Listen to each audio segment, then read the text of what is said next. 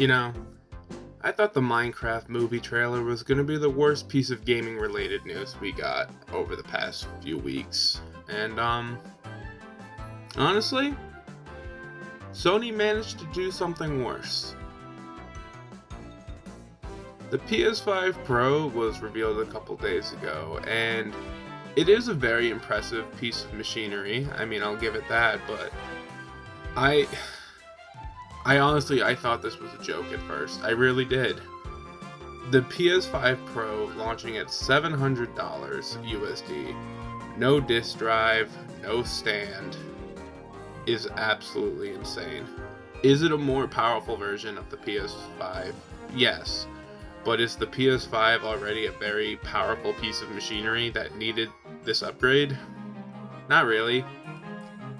Looking at the comparison footage and pictures and all that, there really isn't that much of a difference. The PS5 is already super impressive with the specs it's outputting. So the Pro, although yes, it is technically better, it's unnecessarily better. The PS5 base model is already also stupid fast. I mean, I still remember when Spider-Man Miles Morales came out and loading screens literally didn't exist. They added a toggle to turn the loading screens back on because it was that fast. And now they're advertising this as being 28% faster memory, 45% faster rendering, and I'm like, yes, those are impressive bumps, but are they noticeable bumps? Is it a necessary bump? And let's be real here, it'd be one thing if this was like a next-gen console with a more sizable bump and there would be exclusives for it, but it's not. It's a mid-generation upgrade, so it's not like there's going to be any exclusives on it. There's not really going to be anything that takes advantage of this. Not that there's really that much to take advantage of. I mean, hey, maybe with this thing we'll finally be able to play Sonic Frontiers at 4K and 60 FPS, so maybe it was all worth it after all. No, it's really not. But they're also adding AI upscaling, which, I mean, that's cool and all, but again, I just don't really think that's necessary unless they're going to be adding like more like backwards compatibility with older consoles. It actually would be like pretty cool if like it could AI upscale games from like the PS2, PS3 era, and maybe even those early PS4 games. But what PS5 title is realistically going to need AI upscaling?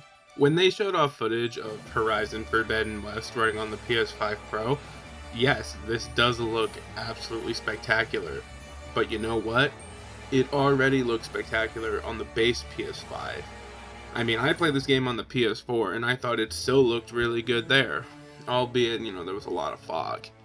I don't actually remember if the fog is still like a thing in the PS5 version, but even still, assuming that it's not, I just don't think this is a big enough upgrade to justify $700, because that's where it all falls down to at the end of the day. This console costs $700 to buy. Will it make your games look marginally prettier?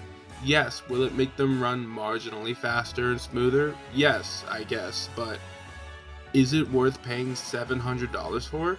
And that's just if you get the console. God forbid, let's take Horizon Forbidden West again.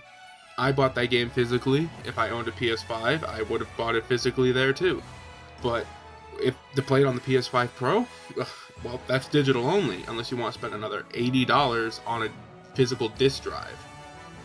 For $700, the console should come with a built-in disc drive. It should not cost an extra $80. It also doesn't come with a stand or anything, so if you want the stand too, that's another $30 right there.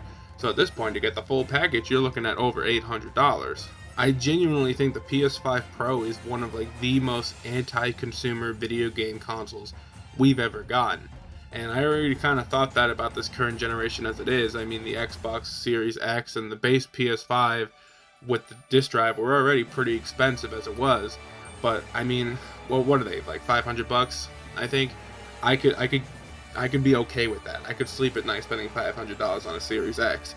What I'm not okay with is spending over $800 on a PS5 Pro. If the base PS5 is $500, which I should probably fact check that before I say anything else. Okay, yeah, the base PS5 with the disc drive is $500.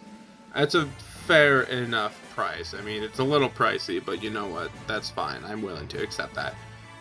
I don't see why the PS5 Pro with a disc drive isn't at most 700, but realistically maybe like 650. To get the disc drive and the stand and all the other attachments is $800, which is $300 more than the base PS5 with a disc drive. To get the PS5 without the disc drive, it's like $450. So from like the cheapest model to the Pro with all the accessories, it's almost doubled in price, which is absolutely insane. Last generation, I was very much team PS4.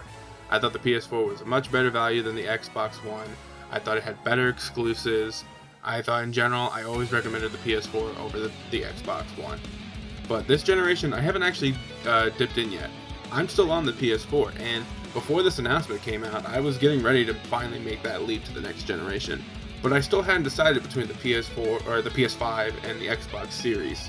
Granted, there is still time for Xbox to release some kind of Xbox Series X Pro version or whatever, and it'll be like $1,000. But as of right now, I think like the regular Series X is just a much better value than even the base PS5. I mean, PlayStation, they don't have that many great exclusives right now, and most of their great exclusives are either on PC or were also on last generation. The only exclusive I can think of off the top of my head is Spider-Man 2, which, yes, I would love to play, but I'm not playing it now. I'm very much thinking I'm going to go for the Series X, just because Sony has proven to be such an anti-consumer company with the reveal of the PS5 Pro.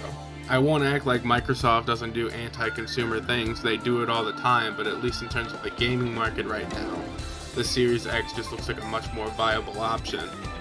I know they did announce like the 2 terabyte star model or whatever it is, which is stupid expensive, but it's just an upgraded storage if I'm not mistaken, so who needs it? Just get the regular Series X, or if you don't care about the disc drive, get the Series S. I care about the disc drive because I'm a big fan of physical media, but after the PS5 Pro, I can't justify supporting Sony anymore. The PS5 Pro is a joke, and I cannot and will not recommend it to anybody. But that is just the humble opinion of your favorite fruit. This has been Kiwi. I will see you later, man.